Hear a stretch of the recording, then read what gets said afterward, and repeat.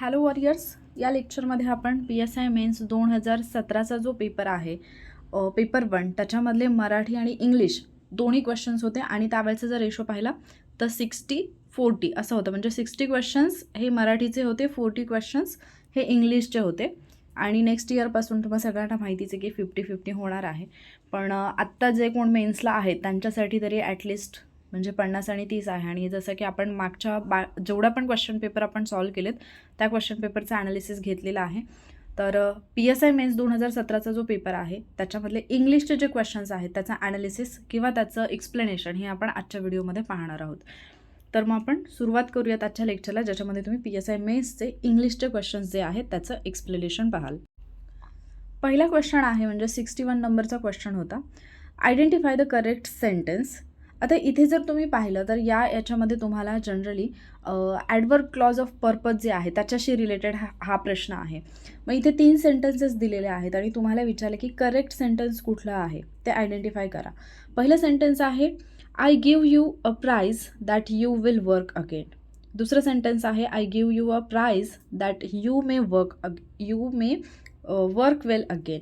I give you a prize then you may work well again.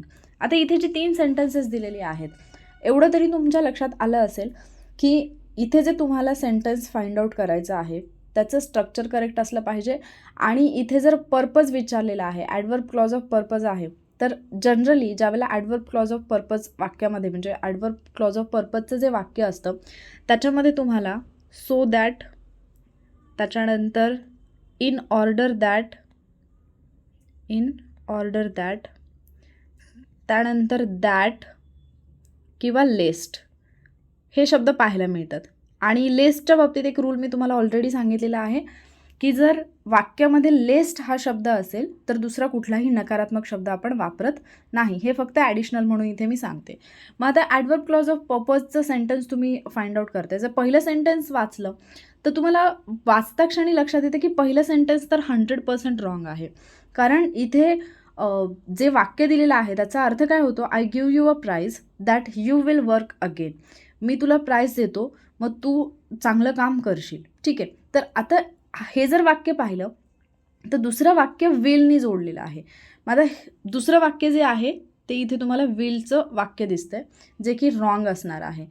दुसरं sentence जर तुम्ही वाचलं, I give you a prize that you may work well again. इथे purpose आहे, मी तुला price का देत आहे, कारण मे बी इथे मे आले की शक्यता आहे की तू त्याच्यामुळे चांगलं काम करशील. अगेन तू चांगलं काम करशील, you may work well again.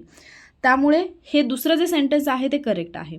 तिसऱ्या सेंटेन्सचा जर विचार केला तर दुसरा आणि तिसरं सेंटेन्स ऑलमोस्ट सेम आहे. पण I give you a price इथे आला आहे देन, जो की चुकीचा वापरलेला आहे. त्या वाक्यामध्ये देन नाही दॅटच असायला पाहिजे. Then you may work well again, मग त्यानंतर तू चांगलं काम करशील. तर ज्यावेळेला ॲडवर्ब क्लॉज ऑफ पर्पजचं सेंटेन्स आहे तर तुम्हाला ऑलरेडी मी नाऊन क्लॉज काय आहे, ॲडजेक्टिव्ह क्लॉज काय आहे याच्याबद्दल ऑलरेडी आपलं डिस्कशन झालं आहे. आय थिंक ॲडवर्ब क्लॉजबद्दल पण झालेलं आहे की फाइंड आउट कसा करायचा. तर ज्यावेळेला तुम्ही क्लॉजेस अभ्यासता त्यावेळेला जे ॲडवर्ब क्लॉज ऑफ पर्पज आहे त्याच्यामधले जे सेंटेन्सेस आहेत ते एकदा पाहून घ्या, म्हणजे तुम्हाला सेंटेन्सचं स्ट्रक्चर लक्षात येईल. आणि सेंटेन्स स्ट्रक्चर लक्षात आलं की तुमचं जे विधान आहे ते तुम्हाला करेक्ट आयडेंटिफाय करता येईल. याच्या बाबतीत फक्त लक्षात ठेवा, बऱ्याचदा तुम्हाला सेंटेन्सेस जोडायला पण सांगितले जातात, तर त्यावेळेला so that, in order that, that, lest. ठीक आहे, हे शब्द असायला पाहिजेत. मग इथे बी सांगितलेलं आहे तर तुमचं उत्तर काय येईल, पर्याय क्रमांक 2 ओनली बी. त्याच्यानंतर पुढचं जर प्रश्न पाहिला तुम्ही, अगेन अशाच पद्धतीचा क्वेश्चन आहे. इथे तुम्हाला इफ क्लॉज विचारला आणि इफ क्लॉज आपण वारंवार अभ्यासलेला आहे. ठीक आहे. Identify the sentences grammatically correct. 3 sentences दिलेत आणि ग्रॅमॅटिकली करेक्ट असणारं सेंटेन्स विचारलेला आहे. इफ क्लॉजच्या म्हणजे जे 4 टाईप्स असतात त्याच्याशी रिलेटेड सेपरेट व्हिडिओ पण मी अपलोड केला आहे. आणि मागे जे काही आपलं जेवढा पण क्वेश्चन पेपरचं ॲनालिसिस झालं आहे, प्रत्येक क्वेश्चन पेपरमध्ये आपल्याला इफ क्लॉजवरचे क्वेश्चन पाहायला मिळालेत आणि तिथे प्रत्येक वेळेला ते 4ही टाईप जे आहेत ते मी तुम्हाला एक्सप्लेन केलेत. पहिलं जे सेंटेन्स पाहिलं, इफ यू ट्राय यू कुड ड्राईव्ह अ कार. आता आपण पहिलाच जो इफ क्लॉजचा जो पहिलाच प्रकार पाहतो त्याच्यामध्ये आपल्याला माहिती आहे की एक तर जनरल ट्रूथ असेल किंवा प्रॉबेबल कंडिशन असेल. आता ज्यावेळेला सिम्पल प्रेझेंट टेन्सचं सेंटेन्स तुम्हाला दिसतंय, इफचा क्लॉज जो आहे, इफचं जे सेंटेन्स आहे, इफ यू ट्राय, इथे सिम्पल प्रेझेंट टेन्स दिसतोय. ज्यावेळेला सिम्पल प्रेझेंट टेन्स असेल तर पुढे जर जनरल ट्रूथ असेल तर तुम्हाला पुढे पण काय दिसेल, सिम्पल प्रेझेंटच दिसेल. पण जर समजा प्रॉबेबल कंडिशन असेल तर तुम्हाला सिम्पल फ्युचर दिसेल. करेक्ट. आणि इथे जर पाहिलं तर दुसऱ्या वाक्यामध्ये तर कुड आलेलं आहे, म्हणजे हे भूतकाळी वाक्य होतं थोडक्यात. त्याच्यामुळे पहिलं विधान जे आहे ते तर 100% रॉंग आहे. मग तुम्हाला करेक्ट विचारलं, ए वाला ऑप्शन तो तुम्ही इथेच एलिमिनेट करायला पाहिजेत, म्हणजे तुमचं उत्तर 1 आणि 3 मध्ये नसणार आहे. त्याच्यानंतर दुसरं सेंटेन्स काय आहे, if I were a king I would help the poor. तर हे वाक्य बरोबर आहे. का बरोबर आहे, कारण आपण ज्या अशा हे असतात, काय म्हणतो आपण त्याला, की स्वप्न वगैरे, की जर असं असतं तर, मी जर राजा असतो तर मी गरिबांची मदत केली असेल, त्याचं जे सेंटेन्सची रचना असते, पहिलं जे सेंटेन्स असतं इफचं जे सेंटेन्स, त्याच्यामध्ये आपण आय वेअर किंवा करता प्लस वेअर वापरतो. करेक्ट. आणि दुसरं जे सेंटेन्स असतं त्याच्यामध्ये वूड येतं किंवा इतर मॉडेल ऑक्झिलरी येतील प्लस V1 येतं. ठीक आहे. वूड येईल किंवा तिथे कॅन येईल, मे येईल आणि त्याच्यानंतर V1 येईल. त्याच्यामुळे दुसरं जे विधान आहे, ॲक्च्युली ज्यावेळेला वेअरचं सेंटेन्स असतं त्यावेळेला वूडच येतं पुढे, वूड प्लस V1 येतं. तर I would help the poor हे सेंटेन्स बरोबर आहे. आणि तिसरं सेंटेन्स आहे, if she had worked regularly. आता इथे हॅड वर्कड आलं, हॅड प्लस V3 आलं. मग ज्यावेळेला हॅड प्लस V3 येतं तर पुढे काय येतं आपल्याला माहिती आहे, wood have V3, could have V3, should have V3, might have V3. हा पण रूल आपण पाहिला आहे. मग इथे माईट हॅव V3 आलेलं आहे. शी माईट हॅव अचीव्ड हर गोल. इथे फक्त काय असतं, हे जे सेंटेन्सेस असतात याच्यामध्ये आपल्याला फक्त पश्चाताप पाहायला मिळतो, की असं झालं असतं तर तसं झालं असतं, विच इज नॉट पॉसिबल. मग आता आपण इफचे जे 4 क्लॉज आहेत ते समजून घेऊयात. आधी याचं उत्तर पाहूयात. उत्तर आहे पर्याय क्रमांक 4, कारण बी आणि सी बरोबर आहे. कसं बरोबर आलं, ज्यांना इफ क्लॉज माहिती नाही आहे, कंडिशनल सेंटेन्सेस माहिती नाही आहेत, त्यांचं परत एकदा क्लिअर होऊन जाईल. जरी तुमचं ऑलरेडी क्लिअर झालेलं असलं तरी तुमची रिव्हिजन होईल. ठीक आहे. मग आता इफ क्लॉजमध्ये आपण पहिली जी कंडिशन पाहतो, ज्याला तुम्ही टाईप 0 म्हणता ॲक्च्युली, तर टाईप 0मध्ये काय येतं, जनरल ट्रूथ येतं. ठीक आहे. जनरल ट्रूथ येतं. मग ज्यावेळेला जनरल ट्रूथ तुम्ही इफच्या क्लॉजनी दाखवत असता, कंडिशनल सेंटेन्समध्ये दाखवत असता, त्यावेळेला तुमचं पहिलं वाक्य सिम्पल प्रेझेंट टेन्सचं असतं, म्हणजे इफचं जे वाक्य आहे ते. आणि दुसरं जे वाक्य आहे ते पण तुमचं कसं असतं, सिम्पल प्रेझेंट टेन्सचं असतं. दोन्ही वाक्य तुमची सिम्पल प्रेझेंट टेन्सची असतात. त्याच्यानंतर जर दुसरी कंडिशन आपण पाहिली इफची, म्हणजेच टाईप 1 सेंटेन्सेस, तर त्याच्यामध्ये तुम्हाला प्रॉबेबल कंडिशन पाहायला मिळते. प्रॉबेबल पाहायला मिळतं की जर समजा असं झालं तर तसं होऊ शकतं. ठीक आहे. मग याच्यामध्ये इफचं जे वाक्य असेल ते कसं असेल, सिम्पल प्रेझेंट टेन्सचं असेल. दुसरं जे वाक्य असेल ते कसं असेल, सिम्पल फ्युचरचं असेल. म्हणजे इथे जे पहिलं वाक्य आहे ते कसं असायला पाहिजे होतं, if you try you can drive a car. Actually तिथे शाल, विल, कॅन येऊ शकतं. ठीक आहे. तर you can drive a car असं यायला पाहिजे होतं. त्याच्यानंतर तिसरी जी कंडिशन आहे त्याच्यामध्ये आपण इम्प्रॉबेबल कंडिशन पाहतो, की जे की पॉसिबल नसतं. मग त्याच्यामध्ये पहिलं जे इफचं जे सेंटेन्स आहे ते सिम्पल पास्टचं असेल आणि दुसरं जे सेंटेन्स असेल, म्हणजे इफचं जर वाक्य सिम्पल पास्टमध्ये असेल तर पुढचं जे वाक्य आहे त्याच्यामध्ये तुम्हाला वूड प्लस V1 पाहायला मिळेल. ठीक आहे. वूड प्लस V1 पाहायला मिळेल. आता याच्या बाबतीत एक गोष्ट लक्षात घ्या, ज्यावेळेला वेअरची वाक्य असतात ना, if I were a king, if she were a queen, तर इथे एक गोष्ट लक्षात घ्या की आपण जनरली पास्ट टेन्समध्ये वॉज वापरतो, पण ज्यावेळेला तुम्ही असं, मी जे तुम्हाला नेहमी खयाली पुलाववाले सेंटेन्सेस म्हणते, तर त्या सेंटेन्सेसमध्ये तुम्हाला वेअरच वापरायचं असतं, करता तुमचा कुठलाही असो. ठीक आहे. कारण तिथे असं असतं की म्हणजे मी जर पक्षी असते तर, मी जर पंतप्रधान असते तर, त्या टाईपचे जे सेंटेन्सेस असतात त्याच्यामध्ये वेअरच येतं. आणि ज्यावेळेला इफमध्ये अशा पद्धतीचं सेंटेन्स येईल वेअरवालं, त्यावेळेला पुढं जे सेंटेन्स येणारं असतं त्याच्यामध्ये तुम्हाला वूड प्लस V1 पाहायला मिळतं, जे की इथे पण पाहायला मिळते, वूड हेल्प. त्याच्यानंतर चौथा जो प्रकार आहे त्याच्यामध्ये पहिलं जे सेंटेन्स असतं, इफचं जे सेंटेन्स असतं ते तुम्हाला पास्ट परफेक्टमध्ये पाहायला मिळतं, पास्ट परफेक्टमध्ये. आणि मग पास्ट परफेक्टचा जर आपण विचार केला तर पास्ट परफेक्टची रचना काय असते, हॅड प्लस V3, जे की तुम्हाला तिसऱ्या सेंटेन्समध्ये पाहायला मिळते, had plus V3, had worked. इथे जो वर्कचा फॉर्म आहे तो V3 आहे. ठीक आहे. वर्बचा तिसरा फॉर्म आहे. पुढे जे सेंटेन्स येईल ते कसं असेल, मग एक तर वूड किंवा कुड किंवा शुड किंवा माईट, आणि त्याच्यानंतर येईल हॅव ठीक आहे, आणि त्याच्यानंतर येईल V3. ठीक आहे, पहिल्या सेंटेन्समध्ये जर हॅड V3 असेल तर त्याच्या पुढचं म्हणजे इफच्या सेंटेन्समध्ये हॅड V3 असेल तर पुढच्या सेंटेन्समध्ये could, should, would, might plus have plus V3. ठीक आहे, म्हणजेच वूड, कुड, शुड आणि माईटपैकी एक प्लस हॅव प्लस V3 अशी रचना येते, जी की तुम्हाला या तिसऱ्या सेंटेन्समध्ये पाहायला मिळते. She had worked regularly, she might have achieved her goal if she had.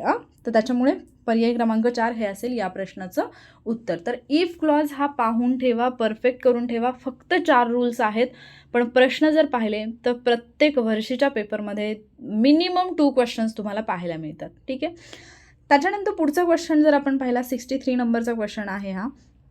Choose correct option to fill in the blanks. तुम्हाला करेक्ट ऑप्शन चूज करायला सांगितलेलं आहे. आता याच्यामध्ये सरळ सरळ 2 तुम्हाला हे वापरायचे आहेत, काय म्हणूयात आपण, ॲडजेक्टिव्ह आहेत जे तुम्हाला यूज करायचे आहेत.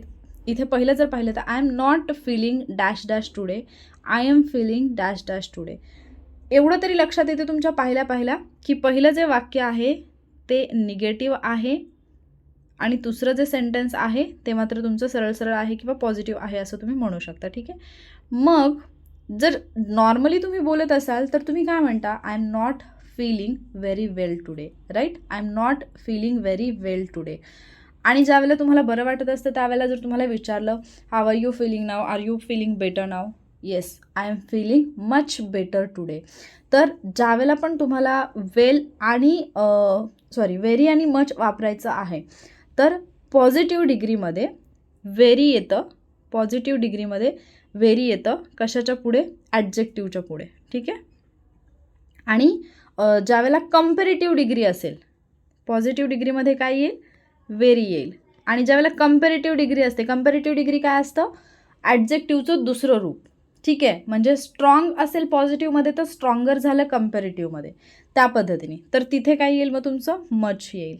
ठीक आहे, मच प्लस ॲडजेक्टिव्ह येईल, मच प्लस ॲडजेक्टिव्ह. मग पहिलं सेंटेन्स येईल I am not feeling very well today, I am feeling much better today. ठीक आहे, कारण इथे कंपॅरेटिव्ह डिग्री आहे, इथे तुम्हाला पॉझिटिव्ह डिग्री पाहायला मिळते. पर्याय क्रमांक 2 हे येईल तुमचं प्रश्नाचं उत्तर. जरी रूल माहिती नसला, तुम्ही नॉर्मली जरी हे सेंटेन्सेस वापरत असाल किंवा तुम्ही इंग्लिशमधले काही लोकांचं बोलणं ऐकत असाल तरी या प्रश्नाचं उत्तर तुम्हाला येतं. त्याच्यानंतर पुढचा जो प्रश्न आहे 64 नंबरचा क्वेश्चन, याच्यामध्ये identify the grammatically correct sentence. Again तुम्हाला करेक्ट सेंटेन्स इथे आयडेंटिफाय करायला सांगितलेलं आहे. आता इथे 4 सेंटेन्सेस दिलेत. सेंटेन्स वाचल्या तुमच्या नाही लक्षात येत की हे ॲक्च्युली काय विचारलेलं आहे. म्हणजे असं ज्यावेळेला तुम्ही पाहता, पण 4ही सेंटेन्स वाचल्यानंतर तुम्हाला एवढी तरी आयडिया यायला पाहिजे की याच्यामध्ये काय विचारलेलं आहे. पहिलं सेंटेन्स आहे silver is a precious metal. दुसरं सेंटेन्स आहे he is studying at an university. तिसरं सेंटेन्स आहे he is going to united states. आणि चौथं सेंटेन्स आहे ही गेव मी ॲडवाईस. आता याच्यामध्ये हा जो प्रश्न आहे तो आर्टिकल्सशी रिलेटेड आहे. ठीक आहे, आर्टिकल्स म्हणजे जे तुम्ही ए अँड द यूज करता ना त्याच्याशी रिलेटेड हा प्रश्न आहे. मग पहिलं जर सेंटेन्स पाहिलं silver is a precious metal, हे करेक्ट आहे. सिल्वर हे मेटलचं नाव आहे आणि याच्यासमोर आर्टिकल वापरलं जात नाही. ठीक आहे, म्हणजे याच्यापूर्वी आयोगाने गोल्डबद्दल 3 ते 4 वेळा सेम सेंटेन्स विचारलेला आहे, गोल्ड इज प्रेशियस मेटल. तर गोल्डच्या पुढे आर्टिकल येत नाही. आयोगाने काही वेळेला द गोल्ड दिलेला आहे, काही वेळेला अ गोल्ड दिलेला आहे, काही वेळेला फक्त गोल्ड दिलेला आहे. तर फक्त गोल्ड असेल तर ते बरोबर असेल, त्याच्यापूर्वी आर्टिकल येत नाही. हा रूल आहे जो तुम्हाला लिहून ठेवायचा आहे. दुसरं सेंटेन्स पाहिलं he is studying at an university येईल का. आपल्याला माहिती असतं की AEIOU असेल तर त्याच्यापुढे ॲन येतं, पण ते कधी येतं जर ते वोवलसारखं साऊंड करत असतील तर, जर त्यांचा उच्चार स्वरांसारखा होत असेल तर. इथे युनिव्हर्सिटीमध्ये यूचा उच्चार काय होतो, यू असा होतो. म्हणजे याचा जो उच्चार आहे तो कॉन्सोनंटसारखा होतो, म्हणजे व्यंजनांसारखा होतो. आणि ज्यावेळेला त्याचा उच्चार कॉन्सोनंटसारखा होतो किंवा व्यंजनांसारखा होतो त्यावेळेला त्याच्यासमोर ॲन येत नाही. ही गोष्ट तुम्हाला लक्षात ठेवायची. म्हणजे जर अम्ब्रेला असेल तर अम्ब्रेलामध्ये अ येतो, त्याच्यामुळे अम्ब्रेलाच्या पुढे ॲन येऊ शकतं. पण ज्यावेळेला तुम्ही युनिव्हर्सिटी म्हणताय त्यावेळेला किंवा युनिफॉर्म म्हणतं त्यावेळेला ॲड नाही येणार, त्यावेळेला यायला पाहिजे. त्याच्यामुळे हे जे सेंटेन्स आहे ते चुकीचं आहे. त्याच्यानंतर तिसरं सेंटेन्स आहे he is going to united states. आपण पाहिलं होतं रूल की ज्यावेळेला तुम्ही याचे कंट्रीचं नाव घेता त्यावेळेला कंट्रीच्या नावापुढे आर्टिकल येत नाही, पण त्या रूलला अपवाद होता. ज्यावेळेला तुम्ही युनायटेड स्टेट्स ऑफ अमेरिका म्हणता किंवा युनायटेड स्टेट्स वापरता तर त्याच्यासमोर मात्र द वापरलं जातं, द युनायटेड स्टेट्स. कारण इथे जे आहे ते आपण राज्यांचा संघ पाहत आहोत, ठीक आहे. तर युनायटेड स्टेट्सच्या समोर नेहमी द वापरलं जातं. त्यामुळे हे जे सेंटेन्स आहे he is going to the united states असं यायला पाहिजे. आणि चौथं जर विधान पाहिलं तर he gave me advice. Advice हे अनकाउंटेबल नाऊन आहे, त्याच्यामुळे ॲडवाईसच्या समोर कुठलंही आर्टिकल येत नाही, ॲडवाईसच्या अगोदर कुठलंही आर्टिकल येत नाही. आणि ॲडवाईसवरती आयोगाने 2 ते 3 वेळा प्रश्न विचारलेला आहे. त्यामुळे इथे चौथं जे तुमचं सेंटेन्स आहे ते पण करेक्ट आहे. मग चुकलेलं कुठलं आहे, बी आणि सी. तुम्हाला ओळखायला काय सांगितलं, करेक्ट विचारलेलं आहे.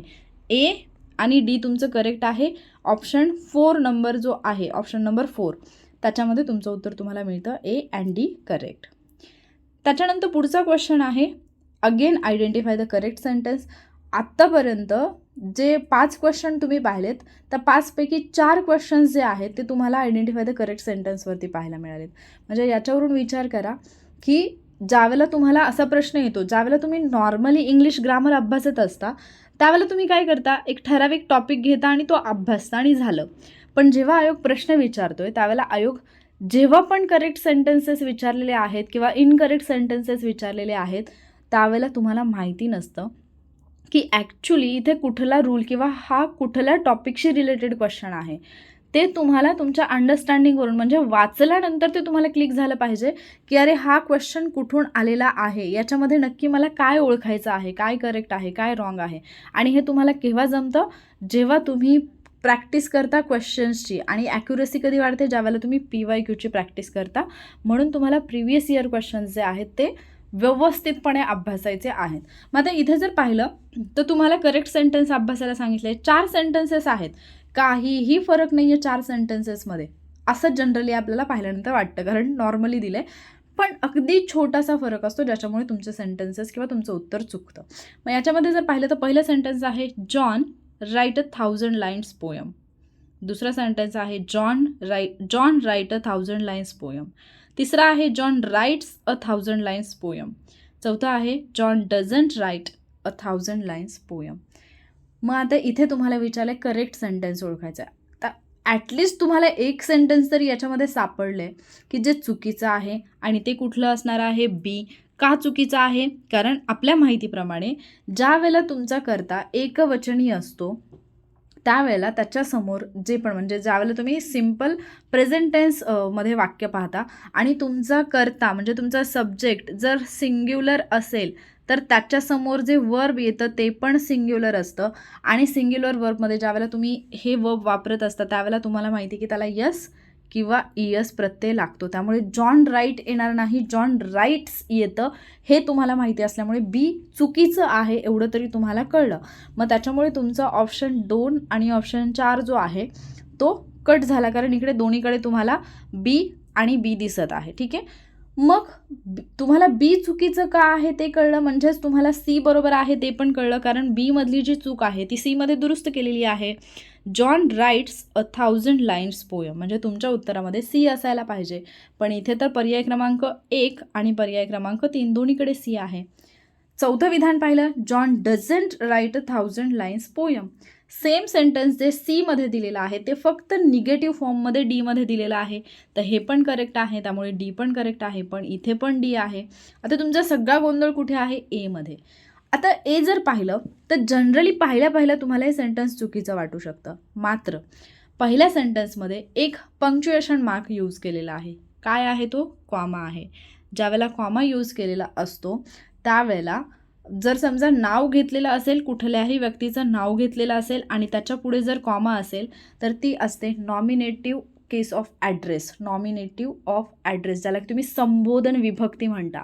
म्हणजे तुम्ही मराठीमध्ये जरी एखाद्याला आवाज द्यायचा असेल, जसं की इथे जॉन आहे, तसं जर समजा तुम्हाला मराठीमध्ये कोणाला तरी हाक मारायची असेल तर तुम्ही कसं म्हणता, राम इकडे ये, बरोबर, राम इकडे ये. तर हे इम्परेटिव्ह सेंटेन्स झालं, आज्ञार्थक वाक्य झालं. आणि ज्यावेळेला तुम्हाला हे या पद्धतीने, इथे ॲक्च्युली फुल स्टॉप यायला पाहिजे, ज्यावेळेला तुम्हाला अशी हाक मारायची आहे कोणाला, त्यावेळेला तुम्ही काय करता, हाक मारल्यानंतर म्हणजे संबोधन विभक्ती जिथे असते तर त्याच्यानंतर तुम्ही कॉमा देता. आणि मग पहिलं जे वाक्य आहे ते वाक्य असं आहे की जॉन राईट 1000 लाईन्स पोयम, म्हणजे इथे जॉनला सांगितलेलं आहे की 1000 लाईन्सची पोयम लिही.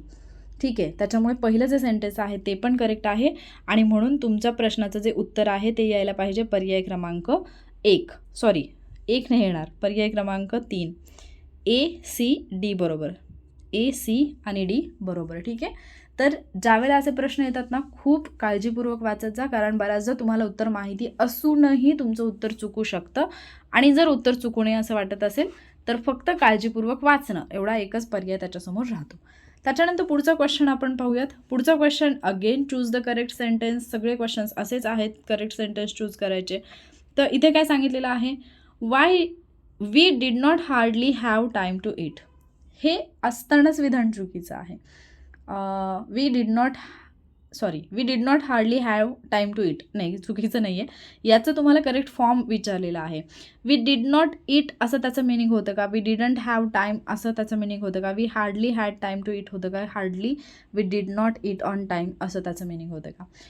तर एक तुम्हाला रूल माहिती असायला पाहिजे की हार्डली हा जो वर्ड आहे, हार्डली, तर ॲक्च्युली पहिलं सेंटेन्स पण चुकीचं देतं. हार्डली हा वर्ड असतानाच निगेटिव्ह आहे. ठीक आहे, असतानाच हार्डलीचं मिनिंग निगेटिव्ह असं होतं. आणि त्याच्यामुळे म्हणजे तुम्ही म्हणता ना, बऱ्याचदा आपण म्हणतो की आपल्याकडे टाईम नसेल तरी पण आपण हेच, जसं की इथे दिले तसंच, वी हार्डली हॅड टाईम असं म्हणतो आपण. आणि हार्डली नंतर हॅड येतं, हे तुम्हाला नॉर्मली पण बोलताना पण माहिती असेल, किंवा हार्डली हॅडचे सेंटेन्सेस असतात त्याच्यावरून पण हा रूल तुम्हाला माहिती असेल. हार्डली नंतर हॅव येत नाही. मग असे कुठले कुठले शब्द आहेत जे की असतानाच निगेटिव्ह मिनिंग असतं त्यांना, तर एक तर आपल्याला इथे दिलेलंच आहे, हार्डली आहे. त्यानंतर स्कार्सली असतो, स्कार्सली. त्याच्यानंतर ज्यावेळेला लिटल यूज केलेलं असतं, लिटल, मी मागे कुठेतरी तुम्हाला क्वेश्चन टॅगमध्ये सांगितलं, जर लिटल वापरलेलं असेल, फ्यू वापरलेलं असेल, सेल्डम वापरलेलं असेल, तर क्वेश्चन टॅग करताना सुद्धा या शब्दामध्येच तो निगेटिव्ह अर्थ असतो, त्यामुळे पुढे टॅग जो आहे तो पॉझिटिव्ह येतो. पण जर अ लिटल, अ फ्यू असेल तर मात्र टॅग जो आहे तो कसा येईल, निगेटिव्ह येईल. तसं hardly, scarcely, little, few, seldom या शब्दांचा अर्थच असताना निगेटिव्ह असतो. ठीक आहे, त्याच्यामुळे ज्यावेळेला तुम्ही हे शब्द वापरताना त्यावेळेला याच्या पुढे हे वर्ड्स जर तुमच्या वाक्यामध्ये असतील तर त्या वाक्यामध्ये तुम्हाला बाकीचं निगेटिव्ह कुठलाही वर्ड वापरण्याची गरज नसते. जसं की इथे डिड नॉट आहे, इथे हार्डली दिले तर इथे डिड नॉट यायलाच नाही पाहिजे. ठीक आहे, आणि वरचं जे सेंटेन्स दिले त्या दृष्टीने जर आपण पाहिलं तर ते वाक्य कसं होईल, we hardly had time to eat, म्हणजे आमच्याकडे खाण्यासाठी ऑलमोस्ट टाईम नसल्यासारखाच आहे. ठीक आहे, hardly had time to eat. त्यामुळे पर्याय क्रमांक 3 हे येईल या प्रश्नाचं बरोबर उत्तर. त्याच्यानंतर पुढचा क्वेश्चन जर आपण पाहिला तर पुढचा question, choose the correct alternative to fill in the blanks in the following sentences. पहिलं सेंटेन्स आहे, the lecture was dash dash boring, it is dash a pity to cut down those trees. तुम्हाला 2 शब्द दिलेले आहेत, एक आहे rather आणि दुसरा आहे फेअरली. ठीक आहे, तर या 2 शब्दांचा वापर कधी आणि कुठे होतो हे तुम्हाला माहिती पाहिजे. ज्यावेळेला वाक्याचा सेन्स हा निगेटिव्ह असतो ना, ज्यावेळेला ते वाक्य निगेटिव्ह वाटतं तुम्हाला, वाचता क्षणी लक्षात येते की हे निगेटिव्ह सेंटेन्स आहे, तिथे तुम्हाला रॅदर यूज करायचं आहे. आणि जर त्या सेंटेन्सचा सेन्स हा पॉझिटिव्ह असेल तर तिथे तुम्हाला फेअरली यूज करायचं आहे. ठीक आहे, आपण बऱ्याचदा म्हणतो ना फेअर इनफ. ठीक आहे, तर फेअरली जे असतं ना ते पॉझिटिव्ह सेन्समध्ये वापरलं जातं, रॅदर जे आहे ते निगेटिव्ह सेन्समध्ये वापरलं जातं. इथे जर तुम्ही पाहिलं तर lecture was boring, lecture boring होतं म्हणजे हे असतानाच निगेटिव्ह त्याचा सेन्स येतो. आणि दुसरं सुद्धा तसंच आहे, it is a pity to cut down those trees, म्हणजे इथे पण थोडासा वाक्याचा सेन्स हा निगेटिव्ह आहे, तर इथे दोन्ही ठिकाणी तुमचं रॅदरच येईल. ठीक आहे, रॅदर, इथे पण रॅदर येईल. त्याच्यामुळे पर्याय क्रमांक 3 हे येईल तुमच्या प्रश्नाचं उत्तर. बाकी काही माहिती नसलं तरी हे जे छोट्या छोट्या गोष्टी माहिती होतात ना त्या नोट डाऊन करून ठेवणं तुमचं काम आहे. त्याच्यानंतर पुढचा क्वेश्चन आहे पंक्च्युएशनवरती, आणि मी तुम्हाला पहिल्या पेपरच्या एक्सप्लेनेशनपासून सांगते की पंक्च्युएशन मार्क्सवरती 1 किंवा 2 क्वेश्चन, मिनिमम 1 क्वेश्चन प्रत्येक पेपरमध्ये दिसला आहे तुम्हाला, जेवढे पेपर तुम्ही आत्तापर्यंत सोडवलेत त्याच्यामध्ये. पहिलं सेंटेन्स काय आहे? गो नाव, शी ऑर्डर्ड गो नाव. आता हे तिच्या तोंडचं वाक्य जसंच्या तसं आहे, त्यामुळे हे डबल इन्व्हर्टेड कॉमा करेक्ट आहे. हा म्हणजे ते उद्गार आहेत, त्याच्यामुळे उद्गारवाचक चिन्ह एक्सक्लामेशन मार्क जे आहे ते पण बरोबर आहे, आणि याच्यानंतर फुल स्टॉप आहे ते पण करेक्ट आहे. डबल इन्व्हर्टेड कॉमाच्या बाहेर किंवा डबल इन्व्हर्टेड कॉमामध्ये ज्यावेळेला वाक्याची सुरुवात होते तर पहिलंच जे लेटर असतं ते कॅपिटल असतं, ते बरोबर आहे. आणि याच्यानंतर शी ऑर्डर, त्याच्यामधला पण शी कॅपिटल, हा पण बरोबर आहे. बरेच जण ज्यावेळेला पंक्च्युएशन मार्कवरती प्रश्न येतो तर फक्त पंक्च्युएशन मार्क चेक करतात, बट ज्यावेळेला पंक्च्युएशन मार्कवरती प्रश्न येतो त्यावेळेला एक गोष्ट लक्षात ठेवायची की तिथे तुम्हाला कॅपिटल लेटर्स पाहणं हे सुद्धा तुमचं काम असतं, कारण तो सुद्धा पंक्च्युएशनचाच एक भाग येतो.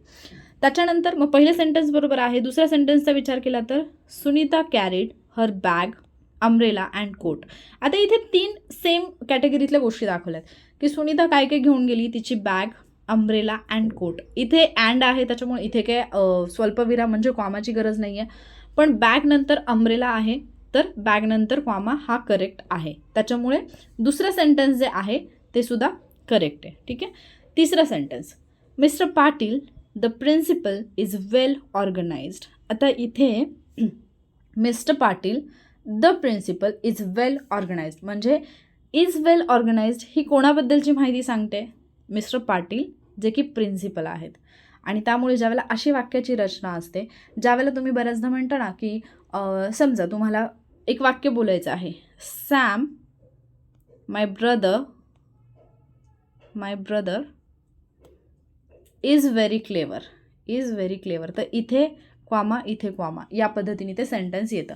पण जर तुम्हाला असं म्हणायचं असेल सॅम इज व्हेरी क्लेवर, तर ते सरळ सरळ तुमचं वाक्य येईल, तिथे कुठलाही कॉमा वगैरे येणार नाही. पण इथे मिस्टर पाटील द प्रिन्सिपल म्हणजे आणखी स्पेसिफाय केलेला आहे त्याला, त्याच्यामुळे तो जो कॉमा आलेला आहे तो करेक्ट आहे. त्यामुळे तिन्ही सेंटेन्सेस जी आहेत ती करेक्ट आहेत. तुमचं उत्तर यायला पाहिजे ऑल ABC, पर्याय क्रमांक 1. त्याच्यानंतर पुढचा क्वेश्चन आहे choose correct option to fill in the blank. Again fill in the ब्लँकचा क्वेश्चन आलेला आहे, आणि इथे जे आहे ते तुम्हाला विचारलेलं आहे, वर्ब वापरायला सांगितलेला आहे, पण इथे वर्बचा जो वापर आहे तो तुम्हाला ॲडजेक्टिव्ह प्रमाणे करायचा आहे. I want this exercise written in ink. I want this exercise to write in ink असं येत नाही. ज्यावेळेला ॲडजेक्टिव्हप्रमाणे याचा वापर होतो किंवा काय म्हणतो आपण त्याला, म्हणजे वर्ब ज्यावेळेला तुम्ही ॲडजेक्टिव्हप्रमाणे यूज करता त्यावेळेला पास्ट पार्टिसिपल म्हणजे ज्याला तुम्ही हे म्हणता V3 म्हणता. ठीक आहे. पास्ट पार्टिसिपल म्हणजे V3 जे असतं ते वापरलं जातं. ठीक आहे. तर इथे V3 यायला पाहिजे, इथे पण V3 येते, कारण एक्झरसाइज रिटन इन इंक आणि would you like the window closed. ठीक आहे. क्लोज्ड विंडो म्हणजे इथे ॲडजेक्टिव्हचं काम केलेलं आहे कोणी? वर्बनी. विंडो कशी आहे? क्लोज्ड आहे. विंडोबद्दलची एक्स्ट्रा माहिती सांगते. विंडो हे नाऊन आहे, त्याला स्पेसिफाय करणारा शब्द आहे. Closed window. Written exercise. ठीक आहे. तर इथे रिटन यायला पाहिजे आणि तिथे क्लोज्ड यायला पाहिजे. तर या पद्धतीची वाक्य थोडी सॉल्व करा. जर बेसिक कन्सेप्ट क्लिअर असतील तर या गोष्टी तुम्हाला इझी वाटतात. अदरवाईज मग हे असे स्पेसिफिक टॉपिक नाही सापडत तुम्हाला कुठे. तुम्ही ज्यावेळेला बुक उघडता त्यावेळेला तुम्हाला स्पेसिफिकली असं जो क्वेश्चन आला आहे असं ॲज इट इज तुम्हाला नाही सापडत टॉपिक की हां हे कसं आहे. ज्यावेळेला तुम्ही वर्ब हे करत आहात, शिकत आहात, किंवा ज्यावेळेला तुम्ही ॲडजेक्टिव्ह शिकत आहात त्यावेळेला तुम्हाला या गोष्टी कळतात की या छोट्या छोट्या गोष्टी असतात ज्या तुम्हाला तिथेच समजून घ्यायच्या असतात. ठीक आहे. त्याच्यानंतर पुढचा question, choose the most correct sentence. Again correct sentence म्हणजे आत्तापर्यंत जो पेपर पाहिला आहे त्याच्यामध्ये एक पंक्च्युएशनचा जर प्रश्न सोडला तर तुम्हाला करेक्ट सेंटेन्स चूज करा आणि फिल इन द ब्लँक हेच प्रश्न पाहायला मिळालेत. तर इथे अगेन तुम्हाला 4 सेंटेन्सेस दिलेले आहेत. I live there for 5 days, I left there for 5 days, I stayed there for 5 days and I stopped there for 5 days. तर ते इथे वेगळे वेगळे 4 शब्द आहेत. पहिला शब्द आहे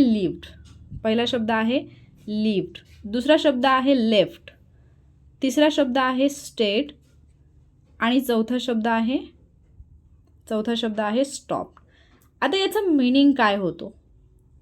तिथे मी 4 दिवस थांबलो होतो किंवा राहिलो होतो या पद्धतीने. आपल्याला माहिती आहे की स्टे म्हणजे राहणं असतं, लिव्ह म्हणजे राहणं असतं, लेफ्ट नाही आहेत. लिव्ह जो असतो तर हा लेफ्ट जो आहे तो LEAVEचं दुसरं रूप आहे. तर लिव्ह म्हणजे सोडणे, सोडून जाणे, ठीक आहे. तर लेफ्ट हा तर येत नाही, त्याच्यामुळे हा वाला तर तुमचा गेला. स्टे, स्टॉप, लिव्ह हे तीनही शब्द जे आहेत, म्हणजे स्टे म्हणजे राहणं असतं, लिव्ह म्हणजे राहणं असतं, स्टॉप म्हणजे थांबणं. तर जर मराठीतून अर्थ घेतला तर स्टॉप करेक्ट येतं. बट म्हणजे मराठीचं सेंटेन्स मी तिथे 4 दिवस थांबलो होतो असं येऊ शकतं. बट हे स्टॉप तर येणारच नाही, हे तुम्हाला लगेच लक्षात येतं. आता तुमचं कन्फ्युजन असेल लिव्ह आणि स्टेड. ज्या वेळेला तुम्ही एखाद्या ठिकाणी परमनंटली राहताय, तुमचा जो ॲड्रेस आहे, ठीक आहे, तर तो ॲड्रेस सांगताना किंवा तुम्ही एखाद्या ठिकाणी लाँग पिरियडसाठी राहिलेले आहात, तर त्यावेळेला तुम्ही लिव्ह वापरता. ज्यावेळेला तुम्ही एखाद्या ठिकाणी लाँग पिरियडसाठी राहिलेले आहात किंवा तो तुमचा परमनंट ॲड्रेस आहे, त्यावेळेला तुम्ही काय वापरता? लिव्ह. पण ज्या वेळेला तुम्ही काही वेळासाठी म्हणजे टेम्पररीली राहिलेला आहात, त्यावेळेला तुम्ही स्टे वापरता. तुम्ही हॉटेलमध्ये स्टे करता, हॉटेलमध्ये लिव्ह नाही करत. आले लक्षात? तुम्ही एखाद्या ठिकाणी गेलात तर तिथे तुम्ही म्हणजे काही दिवसांसाठी कामानिमित्त गेला असेल तर तुमचा स्टे असतो, तिथे लिव्ह नसतं. तर त्याप्रमाणे जर इथे पाहिलं तर 17व्या प्रश्नाचं उत्तर, हा 70 नंबरचा क्वेश्चन होता, मी नंबरिंग नाही केलेलं इथे ॲक्च्युली. तर या प्रश्नाचं उत्तर आहे पर्याय क्रमांक 3, I stayed there for 5 days. I stayed there for 5 days असं ते येईल, ठीक आहे. सेन्सवरून वाक्य तुम्हाला करेक्ट ओळखायचं होतं. त्याच्यानंतर पुढचा क्वेश्चन आहे मॅच द फॉलोविंग. आता इथे ना तुम्हाला बऱ्याचदा आपण जे इडियम्स फ्रेजेस यूज करतो तर ते तुम्हाला विचारलेले आहेत की त्याचं मिनिंग काय होतं. तर पहिलं दिलेलं आहे the swan song. The swan song म्हणजे काय असतं? Last creation. म्हणजे जर एखादा कलाकार आहे किंवा एखादा लेखक आहे, त्यांचं जे शेवटचं क्रिएशन असतं, त्यांचे जे त्यांनी म्हणजे शेवटी निर्माण केलेली एखादी गोष्ट असेल, लास्टवालं लिखाण असेल किंवा एखाद्याचा लास्टवाला परफॉर्मन्स असेल, तर त्याला द स्वान सॉन्ग असं म्हटलं जातं. त्याच्यानंतर दुसरं दिलेलं आहे next to nothing. Next to nothing म्हणजे काय असेल? ऑलमोस्ट नथिंग, म्हणजे काहीच नसल्याप्रमाणे. नेक्स्ट टू नथिंग नसल्यातच जमा आहे, ऑलमोस्ट नथिंग, ठीक आहे. त्यानंतर ब्राउन स्टडी. ब्राउन स्टडी म्हणजे काय असतं? Day dream. बरेच जण करतात ब्राउन स्टडी, म्हणजे फक्त दिवस स्वप्न पाहत राहायचं, असं होईल, तसं होईल, हे होईल, ते होईल, आणि अभ्यास तर काहीच नाही किंवा हालचाल तर काहीच नाही. तर हा शब्द व्यवस्थित लक्षात ठेवा, आयोगाने बऱ्याचदा विचारलेला आहे, ब्राउन स्टडी, ठीक आहे. आणि योमन्स सर्व्हिस म्हणजे एक्सलंट वर्क. एखादी व्यक्ती जर त्याच्या याच्यामध्ये म्हणजे त्याच्या कामामध्ये वगैरे एक्सलंट असेल किंवा ती जर एखादं काम एक्सलंट पद्धतीने किंवा अतिशय काय म्हणतो आपण त्याला, खूप चांगल्या रीतीने जर ते पार पाडत असेल तर त्याला ह्युमन्स सर्व्हिस असं म्हटलं जातं. मग याचं उत्तर येईल पर्याय क्रमांक 1, 4, 1, 2, 3, ठीक आहे. 4, 1, 2, 3 या पद्धतीने. तर हे जे आहे ते तुमच्या वोकॅबमध्ये ॲड करून ठेवा, प्रश्न परत येऊ शकतो. त्याच्यानंतर पुढचा प्रश्न आहे pick out the error in the sentence. आता तुम्हाला सेंटेन्समध्ये एरर फाइंड आउट करायला सांगितलेलं आहे. कळत नाही की नक्की काय विचारलेलं आहे तुम्हाला. इथे आर्टिकल विचारले आहे, सब्जेक्ट वर्ब ॲग्रीमेंट विचारले की एक्झॅक्टली काय विचारले. तर इथे ज्यावेळेला तुम्ही सेंटेन्स वाचता, सेंटेन्स वाचल्या लक्षात येते की कुठे गडबड आहे. England expects every man to do your duty. आता ज्यावेळेला एव्हरी मॅन म्हटलेलं आहे तसं तर ॲक्च्युली 2 चुका येतात इथे डीमध्ये. इंग्लंड एक्सपेक्ट्स हे करेक्ट आहे, कारण इंग्लंड जे आहे ते सिंग्युलर आहे, त्याच्यामुळे इथे सिंग्युलरच वर्ब येणार. Every man to do his duty. Every man to do his duty. आणि याच्यानंतर यायला पाहिजे फुल स्टॉप. तो फुल स्टॉप पण दिलेला नाही आहे, आणि ॲक्च्युली पंक्च्युएशन नसेल तर ते सेंटेन्समध्ये पंक्च्युएशनचा पण विचार करावा लागतो ज्यावेळेला तुम्ही सेंटेन्सेस हे करताय त्यावेळेला. म्हणजे आत्तापर्यंत तरी आयोगाने असं एररमध्ये नाही विचारलेलं की पंक्च्युएशननुसार, बट ज्यावेळेला करेक्ट किंवा इनकरेक्ट सेंटेन्सेस असतात त्यावेळेला तुम्हाला हे केलं जातं. पण ज्यावेळेला असं पार्ट करून दिले जातात सेंटेन्सचे त्यावेळेला पंक्च्युएशनवरती की कुठलं पंक्च्युएशन करेक्ट वगैरे असं काही नाही आलेलं, पण हे तुम्हाला माहिती पाहिजे. तर ज्यावेळेला एव्हरी मॅन येते, एव्हरी मॅन म्हणजे हे सिंग्युलर आहे, ठीक आहे. एव्हरी मॅन जे आहे ते सिंग्युलर आहे. एव्हरी मॅन हे तू या कर्त्यासाठी वापरलेलं नाही आहे, तुमच्यासाठी वापरलेलं नाही आहे. त्यामुळे ज्यावेळेला पुढे इकडे तुम्ही दुसरं प्रोनाऊन घेताय त्यावेळेला ते हिज ड्युटी यायला पाहिजे. जर इथे वन असेल तर इकडे वन्स येतं, ठीक आहे, हे पण लक्षात ठेवा. बरेच जण वनचं हीच करतात, तर वन असेल तर वन्स येतं, हे पण लक्षात ठेवा. त्याच्यावरती आयोगाने प्रश्न विचारलेले आहे. त्यामुळे पर्याय क्रमांक 4 हे असेल या प्रश्नाचं उत्तर. डी मध्ये एरर आहे. त्याच्यानंतर पुढचं सेंटेन्स आहे select the sentence with correct word order. आता असं सेंटेन्स विचारलेलं आहे जिथे की वर्ड ऑर्डर करेक्ट आहे, म्हणजे तुम्हाला जंबल्ड करून दिलेला आहे सेंटेन्स आणि त्याच्यामधलं करेक्ट विचारलेलं आहे. आता तुम्हाला ना अशा वेळेला तुम्हाला एकतर 2 गोष्टी फाइंड आउट करता आल्या पाहिजेत. एक म्हणजे सब्जेक्ट आणि दुसरं म्हणजे वर्ब. या 2 गोष्टी तुम्हाला जर फाइंड आउट करता आल्या तर तुम्हाला ॲटोमॅटिकली वाक्य कुठलं बरोबर असेल हे ॲटोमॅटिकली तुम्हाला सापडतं, ठीक आहे. मग आता पहिल्या जर वाक्यामध्ये आता वाक्याचं तुम्ही जे काही जंबल करून दिलेलं आहे ते जरी वाचलं तरी कळतं आहे. For sale is piano the property with carved legs of a musician. आता इथे जे काही वाक्य आहे, जे काही बोललं गेलेलं आहे ते पियानोबद्दल बोललेलं आहे. कशाबद्दल आहे?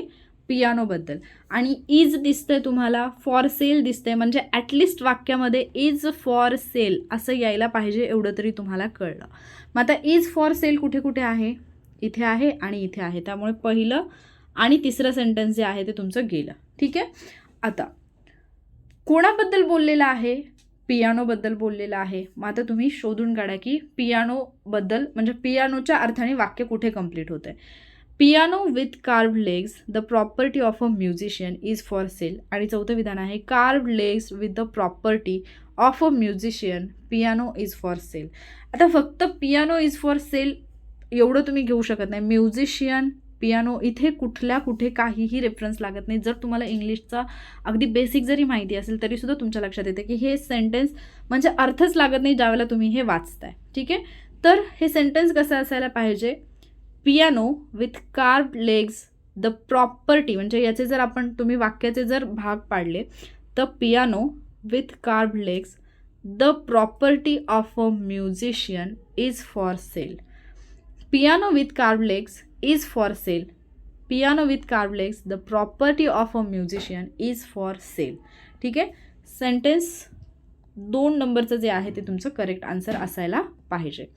त्याच्यानंतर पुढचा प्रश्न आहे choose the correct prepositional phrases. आता प्रिपोजिशनल फ्रेज इथं विचारलेली आहे, म्हणजे ज्यावेळेला अशा फ्रेजेस येतात ना त्यावेळेला बऱ्याचदा प्रिपोजिशन जे असतात ते कुठले यूज केले जातात हे माहिती नसतं. आणि काही शब्द असतात ज्याच्यामध्ये ॲक्च्युली तुम्हाला प्रिपोजिशन वापरायची गरज नसते.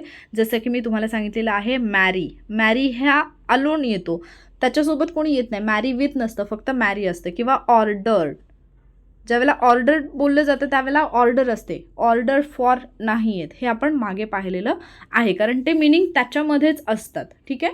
किंवा एंटर्ड रूम, एंटर्ड, ठीक आहे. तर इथे जर पाहिलं तर इन कंप्लायन्स विथ हे बरोबर आहे. इन कंप्लायन्स विथ, कारण जी फ्रेज आहे ती अशीच आहे, प्रिपोजिशनल फ्रेज अशीच आहे. मग इन कंप्लायन्स विथचा अर्थ काय होतो? In the way that is required by a rule. असा एखादा मार्ग जो की कायद्यानुसार किंवा नियमानुसार आवश्यक आहे. इन कंप्लायन्स विथ हे वापरलं जातं त्यावेळेला. त्याच्यानंतर दुसरं आहे in leave from. In leave from नसतं, इन लिव्ह ऑफ असतं. इन लिव्ह ऑफ तुम्ही नेटवरती जरी सर्च केलं तरी तुम्हाला ही प्रिपोजिशनल फ्रेज जी आहे ती जशी तशी पाहायला मिळेल. इन लिव्ह ऑफ म्हणजेच काय असतं? इन्स्टेड ऑफ, च्या ऐवजी, इन्स्टेड ऑफ म्हणजे इन लिव्ह ऑफ, ठीक आहे. त्याच्यानंतर विथ अ व्ह्यू फॉर, तर विथ अ व्ह्यू फॉर नसतं, विथ अ व्ह्यू टू असतं, ठीक आहे. विथ अ व्ह्यू टू म्हणजे विथ अ होप किंवा एखाद्या गोष्टीकडे म्हणजे आशेने पाहणं किंवा इंटेन्शननी पाहणं, ठीक आहे. इंटेन्शन ऑफ किंवा तुमचं एखादं ध्येय आहे तर विथ अ व्ह्यू टू असं येतं, फॉर येत नाही. त्यामुळे बी आणि सी चुकीचं आहे. तुम्हाला विचारलेली आहे करेक्ट, तर पर्याय क्रमांक 1 हे येईल तुमच्या प्रश्नाचं उत्तर. त्याच्यानंतर पुढचा प्रश्न आहे choose the prefixes expressing opposite meaning. असे कुठले प्रेफिक्सेस आहेत जे यूज करून तुम्ही अपोजिट मिनिंगचे वर्ड जे आहेत ते बनवू शकता. तर तुम्हाला माहिती आहे की ज्यावेळेला तुम्हाला एखादा शब्द दिलेला आहे आणि त्या शब्दाचं तुम्हाला हे करायचं आहे, अपोजिट करायचं आहे, तर काही शब्द जसं मराठीमध्ये पण असतात तर काही उपसर्ग असतात ते लागतात. प्रेफिक्सेस म्हणजे शब्दाच्या आधी लागणारे. तर असे काही उपसर्ग असतात जे लागतात ज्याच्यामुळे शब्दाचं मिनिंग जे आहे ते कम्प्लिटली बदलतं, ठीक आहे. जसं की आदर अनादर, ठीक आहे. तसं अप्रूव्ड, डिसअप्रूव्ड, ठीक आहे. त्याच्यामुळे डिस जे आहे ते बरोबर येतं, क्वालिफाय, डिस्क्वालिफाय, ठीक आहे. त्याच्यानंतर अँटे जे आहे ते येत नाही किंवा एम जे आहे ते येत नाही, इन येतं, ठीक आहे. जसं की तुम्ही म्हणता व्हॅलिड, इनव्हॅलिड. व्हॅलिडच्या विरुद्ध काय होतं, इनव्हॅलिड होतं, ठीक आहे. किंवा ॲप्रोप्रिएट, इनॲप्रोप्रिएट, हे विरुद्धार्थी शब्द होतात त्या पद्धतीने. तसं अँटे आणि एम वापरून विरुद्धार्थी शब्द होत नाहीत. त्याच्यामुळे हे 2 तर येणार नाही. ए आणि डी येईल. त्याच्यामुळे पर्याय क्रमांक 2 हे येईल तुमच्या प्रश्नाचं बरोबर उत्तर. त्याच्यानंतर पुढचा जो प्रश्न आहे त्याच्यामध्ये तर त्यांनी पूर्ण वाक्य जे आहे तेच तोडून दिलेलं आहे आणि ते तुम्हाला अरेंज करायला सांगितलं आहे, रिअरेंज करायला सांगितलं आणि तुम्हाला एक मिनिंगफुल सेंटेन्स जे आहे ते फॉर्म करायला सांगितले. Following words are given in a jumbled form. Identify the correct alternative forming a meaningful sentence. And advanced soul I met in America at a certain university. आता ज्या वेळेला तुम्ही 2 स्थळं जी आहेत ती दर्शवत आहात, ज्यावेळेला तुम्हाला 2 प्लेसेस दाखवायच्या आहेत, त्यावेळेला तुम्हाला काय करायचं आहे, जो छोटावाला एरिया आहे, म्हणजे जे स्थळ छोटं आहे ते तुम्हाला आधी घ्यायचं आहे. स्मॉल प्लेस जी असेल, जी की दुसऱ्यामध्ये हे होते, सामावून जाते, ती आधी घ्यायची आहे. आणि मोठीवाली जी आहे, आता मला याला ॲक्च्युली स्मॉल आणि बिग म्हणायचं की हा प्रश्न आहे, पण ज्यावेळेला तुम्ही तो छोटा एरिया दाखवताय जो की दुसऱ्यामध्ये, फॉर एक्झाम्पल जर असं घेतलं की तुम्ही एक गाव दाखवताय आणि तालुका दाखवताय, तर गाव आधी येईल, तालुका नंतर येईल, ठीक आहे. किंवा तुम्ही एखादा तालुका दाखवताय आणि त्याच्यानंतर जिल्हा दाखवताय, किंवा तुम्ही एक पर्टिक्युलर सिटी दाखवताय आणि राज्य दाखवताय, तर आधी एक ती सिटी येईल, त्याच्यानंतर राज्य येईल. आणि जो छोटावाला एरिया आहे त्याच्या अगोदर तुम्ही ॲट लावाल आणि जो बडावाला एरिया आहे त्याच्यासमोर तुम्ही इन लावाल. मग इथे इन अमेरिका दिसते तुम्हाला, ॲट अ सर्टन युनिव्हर्सिटी दिसते. म्हणजे तुमच्या सेंटेन्समध्ये ॲट अ सर्टन युनिव्हर्सिटी, तुमच्या सेंटेन्समध्ये असं तर यायलाच पाहिजे की at a certain university in America, ठीक आहे. हे तुमच्या वाक्यामध्ये असाच्या असा क्रम असायला पाहिजे. मग इथे जर तुम्ही पाहिलं तर हा क्रम कुठे आहे, यस आणि आर, यस नंतर आर यायला पाहिजे. तर यस नंतर आर इथे आहे, यस नंतर आर इथे आहे, हा गेला, हा गेला, ठीक आहे. म्हणजे 1 आणि 2 मध्ये तुमचं उत्तर आहे. मग ज्यावेळेला तुम्ही सेंटेन्स पाहता तर तुम्हाला लगेच म्हणजे at a certain university in America I met and advanced soul असं ते वाक्य होतं. And advanced soul I met असं येणार नाही, हे तर करेक्ट आहे. I met and advanced soul म्हणजे 2 सेंटेन्सेस तुम्हाला सापडले. I met and advanced soul, ठीक आहे. तर ही 2 सेंटेन्सेस यांचा क्रम असाच यायला पाहिजे, म्हणजे क्यू आणि पी, ठीक आहे. क्यू आणि पी, क्यू पी आणि इकडे आपण पाहिलं होतं यस आणि आर यायला पाहिजे. तर ज्यावेळेला तुम्ही हे 4ही एकत्र करायला जाल त्यावेळेला ते सेंटेन्स कसं होईल, at a certain university in America I met and advanced soul, म्हणजे पर्याय क्रमांक 1 हे येईल तुमच्या प्रश्नाचं उत्तर.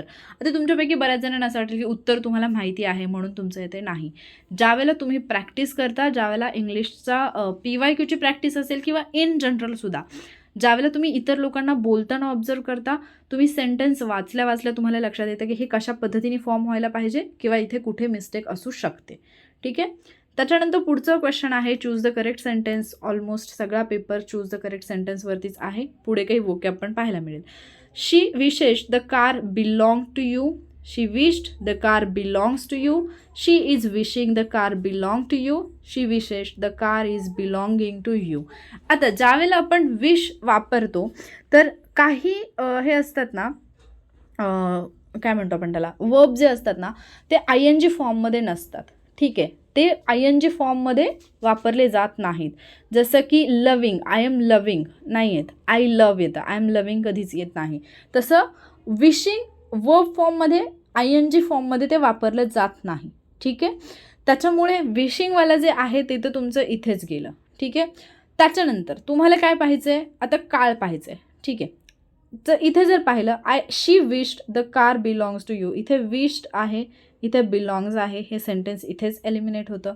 शी wishes the car is belonging नाही येणार, त्याच्यामुळे हे पण जाते.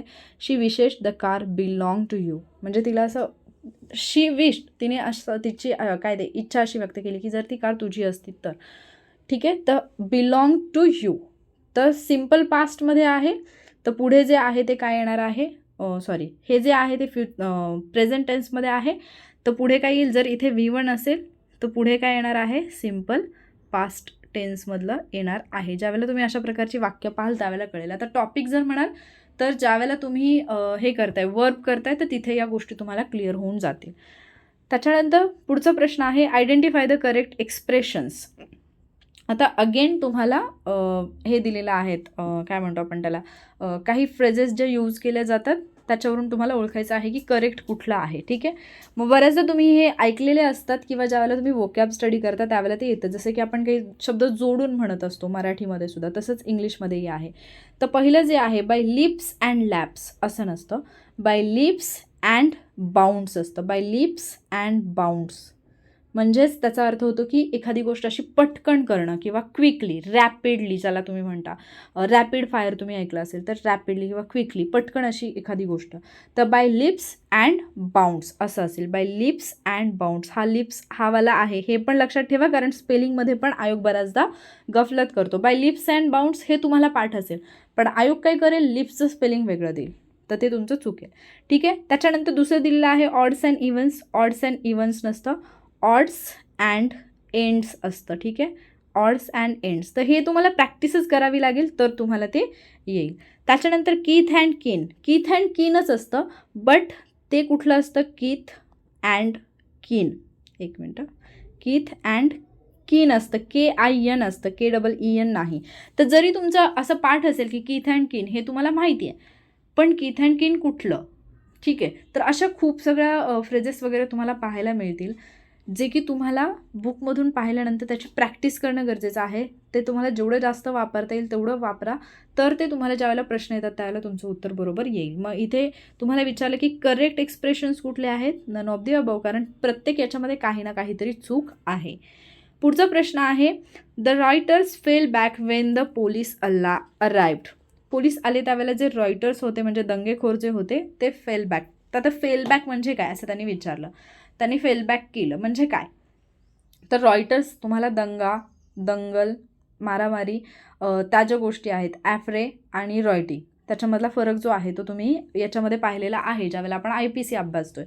तर जे जे आत्ता मेन्सला, म्हणजे ॲक्च्युली हा व्हिडिओ तुमच्यासाठीच आहे, तर जे आपल्या 65 डेज चॅलेंजमधले आहेत PSI मेन्सच्या, त्यांनी ते प्रकरणाचा क्रमांक, त्याच्यानंतर प्रकरणाचं नाव आणि त्याच्यानंतर दंगा म्हणजे काय आणि दंगल म्हणजे काय याच्यामधला जो फरक आहे तो कमेंट बॉक्समध्ये सांगायचा आहे. तुमची रिव्हिजन होऊन जाईल तेवढी. ठीक आहे, तर the Reuters fail back Wien the police arrived. आता फेलबॅक म्हणजे काय, तर इथे त्याचा अर्थ होतो, तुम्ही नुसतं जरी वाक्य वाचलं तरीही तुम्हाला कळेल की पोलीस आल्यानंतर रॉयटर्स फेल बॅक म्हणजे काय केलं त्यांनी, ॲग्रीड विथ असतील का ते, नाही, सहमती दर्शवण्याचा काही प्रश्नच येत नाही. क्वॅरल्ड, भांडण केलं का त्यांनी पोलिसांशी, नाही. वेंट फॉरवर्ड, ते पुढे गेले का, पोलीस आले की त्यांच्या दिशेने ते गेले, असंही त्याचा अर्थ होत नाही. फेल बॅक असं म्हटलेलं आहे, याचा अर्थ रिट्रीटेड हा शब्द तुम्ही बऱ्याचदा मूवीजमध्ये पण ऐकला असेल, ज्या की तुम्ही जर पाहत असाल देशभक्तीपर जे पण मूवीज येतात त्या, तर तुमच्या लक्षात आलं असेल की रिट्रीटेड म्हणजे काय असतं, माघार घेणे. ठीक आहे, तर रॉयटर्सनी माघार घेतली ज्या वेळेला पोलीस आले तेव्हा. त्याच्यामुळे पर्याय क्रमांक 3 असेल या प्रश्नाचं उत्तर. त्याच्यानंतर पुढचा प्रश्न आहे which of the words has the same meaning of callous. कॅलसचं मिनिंग काय होतो. आता कॅलस म्हणजे अशी व्यक्ती असते की भावना शून्य आहे, not having any sense or feelings, त्या व्यक्तीला तुम्ही कॅलस असं म्हणता. ठीक आहे, मग इथे जर पाहिलं स्टोनचा अर्थ काय होतो, दगड, म्हणजे अर्थातच ती व्यक्ती दगड असेल, पण दगडचा अर्थ इथे दगड म्हणजे तोवाला दगड आला का, तर नाही, आपले जे दगड धोंडे असतात तोवाला दगड इथे आला, त्यामुळे हा अर्थ येणार नाही इथे. ठीक आहे, लाऊड म्हणजे मोठा, सुटेबल म्हणजे जो की सुटेबल आहे, आपण म्हणतो ना की जो तुझ्यासाठी योग्य आहे, किंवा हां, सुटेबल म्हणजे योग्य, थोडक्यात आपल्या मापाचा, सूट होईल असा. तर अनकाइंड म्हणजे काय असतं, काइंड म्हणजे दयाळू. आता मगाशी जो तुम्ही शब्द पाहिला ना, मगाशी एक प्रश्न पाहिला आपण ज्याच्यामध्ये तुम्ही डिस आणि इन हे 2 शब्द पाहिले, प्रिफिक्सेस. तसंच अन पण प्रिफिक्स येतं, जे तुमचं जर तुम्ही हे केलं वर्डला एखाद्या जर हे प्रिफिक्स लावले तुम्ही अन, तरीसुद्धा अपोजिट मिनिंग येतं. तर हे पण तिथे ॲडिशनली लक्षात ठेवा, कारण डिस आणि इनबद्दलचा प्रश्न आला आहे तर अनबद्दलचा येऊ शकतो. तर अनकाइंड म्हणजे कोण असतो? जो निर्दयी आहे तो, जो निर्दयी आहे, ज्याला दयामया नाही असा. ठीक आहे. मग कॅलेस म्हणजे पण कोण आहे? भावना शून्य मनुष्य. मग अनकाइंड काय येईल? निर्दयी येईल. त्यामुळे 80चं जे आन्सर आहे ते काय येईल? Option 2 unkind. ठीक आहे, कारण सेम मिनिंग विचारलेलं आहे. त्याच्यानंतर पुढचा शब्द आहे, पुढचा प्रश्न आहे, choose the word similar in meaning to contagious. आता कंटेजियस खूप ऐकला असेल तुम्ही, कारण लॉकडाऊन होता, कोरोनाचा कालावधी होता. मग तुम्हाला माहिती आहे कंटेजियस काय आहे. ॲक्च्युली कोरोना कंटेजियस असं आपण म्हणू नाही शकत, पण तो इन्फेक्शियस तर होता. तर कंटेजियस काय असतो? की स्पर्शाने पसरणारा. ठीक आहे, स्पर्शाने पसरणारा जो असतो, बऱ्याचदा म्हणजे कंटेजियस डिसिजेस असतात. तर कंटेजियस म्हणजे इथे काय येईल? इन्फेक्शियस हा त्याचा करेक्ट मिनिंग येईल. कॉन्ग्रुएंट म्हणजे काय असतं माहिती का? सुटेबल फॉर समथिंग, जे की एखाद्या गोष्टीसाठी सुटेबल आहे असं. किंवा कॉन्ग्रुएंट म्हणजे जो हा असतो ना समभुज त्रिकोण, ज्याच्या की तिन्ही बाजू ज्या आहेत त्या समान आहेत, एकरूप आहेत, तर त्याला पण तुम्ही कॉन्ग्रुएंट ट्रायंगल म्हणता. किंवा कंटेम्पररी म्हणजे काय असतात? कंटेम्पररी 2 वेगवेगळ्या अर्थाने पण वापरला जातो. कंटेम्पररी म्हणजे समकालीन म्हणून पण वापरला जातो, किंवा आधुनिक म्हणून पण वापरला जातो, जे की सेम टाईम पिरियडमधले आहे, त्याला कंटेम्पररी असं म्हटलं जातं. हे शब्द का लक्षात ठेवायचे? कारण नेक्स्ट टाईम याच्यातला कुठलाही शब्द विचारला जाऊ शकतो. त्याच्यानंतर पुढचा प्रश्न जो आहे, इथे तुम्हाला विचारलेला आहे अगेन एका फ्रेजचं meaning. His secret connections with the smugglers have brought him under a cloud. आता त्याचे जे काही सिक्रेट कनेक्शन्स होते स्मगलर्ससोबतचे, त्यांनी त्याला क्लाउडच्या खाली आणलं, अंडर अ क्लाउड. आता अंडर अ क्लाउडचं मिनिंग काय होतं असं विचारलेलं आहे. तर जरी वाक्य वाचलं तरी लक्षात येईल की एखाद्या व्यक्तीचं स्मगलरसोबत कनेक्शन आहे, ही गोष्ट त्या व्यक्तीला कशात आणू शकते? ती व्यक्तीसुद्धा एक संशयित व्यक्ती म्हणून तिच्याकडे पाहिलं जाईल. करेक्ट. तर इन कन्फ्युजन येणार नाही, की तो गोंधळात पडला असं तर होणार नाही. अंडर वर्स्ट सिच्युएशन हे होऊ शकतं, पण इन अंडर अ क्लाउडचं मिनिंग तो होत नाही. ठीक आहे, पनिशमेंट तर होणारच नाही. अंडर सस्पिशन म्हणजे त्याच्यावरती संशय आला. ठीक आहे, अंडर सस्पिशन म्हणजे काय? की त्याला संशयाखाली आणलं त्या गोष्टीमुळे, त्याचे जे कनेक्शन्स होते स्मगलरसोबत, त्या कनेक्शन्समुळे तो अंडर अ क्लाउड म्हणजे तो संशयास्पद व्यक्ती म्हणून त्याच्याकडे पाहिलं गेलं, त्याला संशयाखाली आणला असं ते मराठीमध्ये ॲक्च्युली ॲज इट इज हे नाही करता येते मला ट्रान्सलेट, पण तुम्हाला समजलं असेल की मला काय म्हणायचं आहे. आता अंडर अ क्लाउड आले तर याच्यासोबत दुसरी एक फ्रेज जी आहे ती लक्षात ठेवा, जी विचारली जाऊ शकते, यापूर्वी आयोगाने विचारलेली आहे.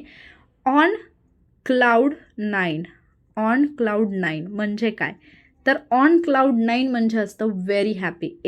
एखादी व्यक्ती जर खूपच खुश असेल तर त्याच्यासाठी वापरलं जाईल ऑन क्लाउड 9. ठीक आहे, ऑन क्लाउड 9 लक्षात ठेवा, विचारली जाऊ शकते. त्याच्यानंतर पुढचा क्वेश्चन जर आपण पाहिला तर हा आहे 83 नंबरचा question. Identify the sentences with same pronunciation of the word row. तर हे मागे एकदा आपण ना कुठेतरी आय थिंक राज्यसेवाच्या पेपरमध्ये एक प्रश्न पाहिला असेल, ज्याच्यामध्ये रो विचारलेलं होतं, आणि त्यावेळेला मी सांगितलेलं की कुठेतरी आयोगाने हा प्रश्न विचारलेला आहे, जिथे तुम्हाला प्रोनाऊन्सिएशन विचारलेलं आहे की रो सारखा प्रोनाऊन्स करणारा शब्द कुठला आहे. आणि त्यावेळेला मी रोचे वेगवेगळे प्रोनाऊन्सिएशन आणि त्याचे मिनिंग पण सांगितले होते. तर इथे पहिलं सेंटेन्स आहे, he is always having routes with his wife. ज्यावेळेला आपण म्हणजे 2 व्यक्तींमधला वाद किंवा भांडण याच्यासाठी ज्यावेळेला तुम्ही ROW वापरता, त्यावेळेला त्याचा उच्चार होतो राव असा. ठीक आहे, ज्यावेळेला तुम्ही म्हणजे रावचे 2 वेगवेगळे अर्थ होतात, 2 ने 3 अर्थ होतात ॲक्च्युली. राव म्हणजे काय असेल? एकतर एकमेकांसोबतचं भांडण राव. जर ROW भांडणासाठी वापरला किंवा वादविवादासाठी तर तो असेल राव. जर तो आपण जे म्हणतो ना की लाईनमध्ये आहे, ओळींमध्ये आहे, तर त्याला आपण रो म्हणतो. ठीक आहे, तर तिथे त्याचं प्रोनाऊन्सिएशन असेल रो. आणि जर बोट वल्लवली जाते, माहिती ना, ते हातामध्ये हे घेऊन काय म्हणतात त्याला, नाही आठवत आहे मला. बोटीमध्ये बसल्यानंतर एक असं हे असतं काय असतं ते बोट वल्लवण्यासाठी, बोट पुढे जाण्यासाठी ज्या वेळेला हे केलं जातं तर त्याला म्हटलं, बोट वल्लवणं जे असतं ना तर त्याला काय म्हटलं जातं? ओर्स म्हणतात त्याला इंग्लिशमध्ये, ओर्स. ठीक आहे, मराठीमध्ये काय म्हणतात आठवत नाही मला. तर ते जे ओर्स असतात तर त्यांनी ज्यावेळेला बोट चालवली जाते पुढे, प्रोपेल केली जाते, तर त्याला काय म्हटलं जाईल, रो. तर तुम्ही लहानपणी एक कविता जी पोयम होती ती पण तुम्हाला माहिती असेल, रो रो रो युअर बोट. ठीक आहे, तर तिथे पण रो येतं. ज्यावेळेला लाईन्सच्या संदर्भाने किंवा अरेंज केलेलं आहे प्रॉपर ओळीमध्ये त्याच्यासाठी पण रो वापरलं जातं, पण ज्यावेळेला ते भांडणासाठी वापरलं जातं त्यावेळेला त्याला राऊ असं म्हटलं जातं. मग इथे तुम्हाला विचारलं की सेम प्रोनाऊन्सिएशन, रो सोबतचं सेम प्रोनाऊन्सिएशन कुठे आहे. पहिल्या सेंटेन्समध्ये तर he is always having rows with his wife, तर इथे तर राऊ येतं. दुसरं आहे she won the competition 3 times in a row, इथे रो आलं. तिसरा आहे he rowed us across the lake, म्हणजे तो बोट वल्लवून आम्हाला नदीच्या पलीकडे लेकच्या तळ्याच्या दुसऱ्या काठावरती घेऊन गेला. ठीक आहे, अक्रॉस द लेक. तर इथे पण रो आलं. मग याच्यासारखं प्रोनाऊन्सिएशन कुठे आहे, बी आणि सी मध्ये आहे, त्यामुळे पर्याय क्रमांक 3 येईल. हे तुम्हाला माहिती नसेल तर हे ॲड करून ठेवा. मी लास्ट टाइम पण सांगितलं होतं कशासाठी, कारण आयोग सेम प्रश्न म्हणजे सेम वर्ड्स वेगवेगळ्या फॉर्मॅटमध्ये विचारत असतो. त्याच्यानंतर पुढचा जो प्रश्न आहे, identify the correct sentences. 4 sentences दिलेत, करेक्ट तुम्हाला हे करायचं आहे. अगेन इथे तुम्हाला काही फ्रेजेस दिलेल्या आहेत, प्रिपोजिशनल फ्रेज म्हणू शकता तुम्ही, verbal phrase actually. Cosmetics set up the natural grace, factory was set up by his uncle, we should not run over money, it is your duty to stand up always for the poor. ठीक आहे, तर आता या प्रश्नाचं जर उत्तर पाहिलं तर सेटअप याचा अर्थ काय होतो, तुम्ही ज्यावेळेला ही फ्रेज ऐकता त्यावेळेला तुम्ही बऱ्याचदा ऐकलं असेल की सेटअप म्हणजे एखादी गोष्ट जी आहे ती निर्माण केली, उभारली, स्थापली, इस्टॅब्लिश केली, त्याच्यासाठी तुम्ही सेटअप ही फ्रेज वापरता.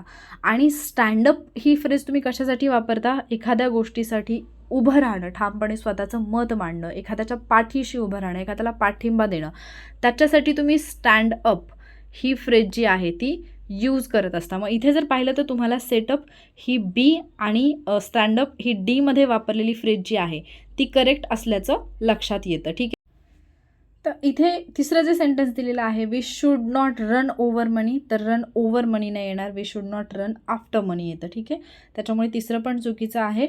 मग या प्रश्नाचं बरोबर उत्तर काय येईल, बी आणि डी. तुम्हाला करेक्ट विचारलेलं आहे तर बी आणि डी असणारा पर्याय क्रमांक 2 हे असेल तुमच्या या प्रश्नाचं बरोबर उत्तर. ठीक आहे, त्याच्यानंतर पुढचा प्रश्न जर पाहिला आपण तर पुढचा प्रश्न आहे, which of the following is a count noun. खूप सिम्पल क्वेश्चन, अगदी बेसिकचा 4वी-5वीच्या मुलांना प्रश्न विचारला असा. काउंट नाउन म्हणजे काउंटेबल नाउन कुठला आहे असं विचारलं. हॅपीनेस काउंटेबल आहे का नाही, ॲब्स्ट्रॅक्ट आहे. सनशाईन काउंटेबल आहे का नाही. गोल्ड काउंटेबल आहे का, मटेरियल नाउन आहे गोल्ड. आणि मगाशीच मी तुम्हाला सांगितलं गोल्ड असेल किंवा सिल्वर असेल तर त्याच्यासमोर तुम्ही हे नाही यूज करत, आर्टिकल नाही यूज करत, हे लक्षात ठेवा मेटलच्या समोर. ठीक आहे, माईल काय असतं, बऱ्याच जणांना वाचल्या लक्षात नाहीत. माईल म्हणजे ज्याला तुम्ही मैल म्हणता, मील जे अंतर आपण सांगतो मैलामध्ये तर ते असतं माईल. ठीक आहे, आणि मग हे आपण डिस्टन्स मोजण्यासाठी वापरतो. So this is count noun, countable noun. त्याच्यामुळे पर्याय क्रमांक 3 असेल तुमच्या या प्रश्नाचं उत्तर. त्याच्यानंतर पुढचा जो प्रश्न आहे त्याच्यामध्ये तुम्हाला सांगितलं की रॉंग सेंटेन्स जे आहे ते फाइंड आउट करा. आता एक गोष्ट लक्षात घ्या, तुम्ही कंटिन्यू पाहत आलेला आहात की करेक्ट सेंटेन्स विचारले आणि तुम्हाला सडनली रॉंग सेंटेन्स विचारलं तर तुम्ही पाहतच नाही की रॉंग विचारले की करेक्ट विचारले. ठीक आहे, तर तिथे गोंधळ घालायचं. मी अगोदर पण सांगितले की क्वेश्चनमध्ये जे विचारले त्याला अंडरलाईन करून घ्या. पहिलं सेंटेन्स काय आहे, ॲन ॲक्सिडेंट वॉज हॅपन्ड. दुसरा सेंटेन्स आहे ॲन ॲक्सिडेंट हॅज हॅपन्ड. तिसरा आहे ॲन ॲक्सिडेंट हॅपन्ड. आणि चौथा आहे ॲन ॲक्सिडेंट हॅड हॅपन्ड. आता इथे एक गोष्ट लक्षात घ्या की दुसरं जे विधान आहे त्याच्यामध्ये तुम्हाला दिसतोय प्रेझेंट परफेक्ट टेन्स. ठीक आहे, परफेक्ट प्रेझेंट किंवा प्रेझेंट परफेक्ट टेन्स की हॅज V3 आहे, म्हणजे पूर्ण वर्तमान काळातले हे वाक्य आहे. चौथं जे आहे ते हॅड हॅपन्ड आहे, म्हणजे पूर्ण भूतकाळ आहे, पास्ट परफेक्ट आहे. तिसरं जे विधान आहे ॲन ॲक्सिडेंट हॅपन्ड, हा सिम्पल पास्ट दिलेला आहे, पण ज्यावेळेला तुम्ही पहिलं सेंटेन्स पाहता an accident was happened, was नंतर V3 नसतं हे आपल्याला माहिती आहे. वॉज नंतर V3 कधी असतं, ज्यावेळेला ते सेंटेन्स पॅसिव्ह व्हॉईसचं असतं. पण ज्यावेळेला आपण पॅसिव्ह व्हॉईस करतो त्यावेळेला त्याच्या पुढे आपल्याला कर्ता जोडावा लागतो, बाय डॅश डॅश. ठीक आहे, an accident was happened by somebody, right.